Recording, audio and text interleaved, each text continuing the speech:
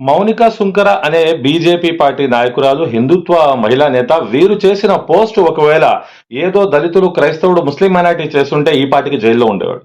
తనను తాను ఏదైతే లాయర్‌గా ప్రకటించుకునే వీరు, స్వయం ప్రకటిత హైకోర్టు లాయర్ గారు ఎలా మర్డర్ చేసిన వారిని, క్రిమినల్స్‌ను ఎలా ప్రశంసిస్తూ పైగా ఇంకొక మర్డర్ చేయాల్సింది ఆ మర్డర్ నెహ్రూది కానీ చంపేసి ఉంటే అటు బోస్ గారు లేకపోతే పటేల్ గారు ప్రధానమంత్రి అయ్యేవారట. కనీసం ఎవరు ఎప్పుడు పుట్టారో అనేది కూడా తెలుసుకోకుండా ఈ మౌనికా సుంకర గారి కామెంట్స్, పోస్టులు, బూతులు, వీరి ప్రవచనాలు మరియు వీరికి ఫాలోవర్స్, వీరికి లైకులు చేసేవాళ్ళు అసలు చిత్ర విచిత్రంగా తయారు చేసేస్తున్నారు మన భారతదేశాన్ని, సమాజాన్ని, సామాజిక మాధ్యమాలను. మీరు గమనించండి, సుభాష్ చంద్రబోస్ గారు 1945లో చనిపోయారు. మహాత్మా గాంధీ గారిని చంపింది 1948లో. మన సర్దార్ పటేల్ గారు చనిపోయింది 1950లో.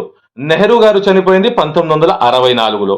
అంటే 4 సార్లు ప్రధానమంత్రి చేసి చనిపోయిన వ్యక్తి గురించి ఈ విధంగా మాట్లాడుతూ ఇంకొక హత్య చేయాల్సింది అంటుంటే ఎందుకు ఈవిడపై కేసులు బుక్ చేసి ఎందుకు ఈవిడని ఈ విధమైన హింసా ప్రవృత్తిని పెంచి పోషిస్తుంటే చర్యలు తీసుకోరో నాకైతే అర్థం కాదు. ఇదే కామెంట్స్ ఒక ముస్లిం మహిళ, ఇదే కామెంట్స్ ఒక దళితుడు, క్రైస్తవుడు చేస్తుంటే, పోస్ట్ పెట్టుంటే ఈ పార్టీకి అరెస్ట్ చేయాలి, జైల్లో వేయాలి అని చెప్పి నానా యాగి చేసి గొడవ చేసేవాడు. ఎందుకంటే సామాజిక మాధ్యమాల్లో ఇంకొకసారి చెప్తున్నాను, ప్రజాస్వామ్యవాదులు, లౌకికవాదులు, రాజ్యాంగవాదులు కలిసికట్టుగా ముందుకు రాకపోతే వీళ్ళు ఈ విధమైన పోస్టులు, ఈ విధమైన ద్వేషం, విద్వేషం, విషంతో సమాజాన్ని నాశనం చేస్తారు.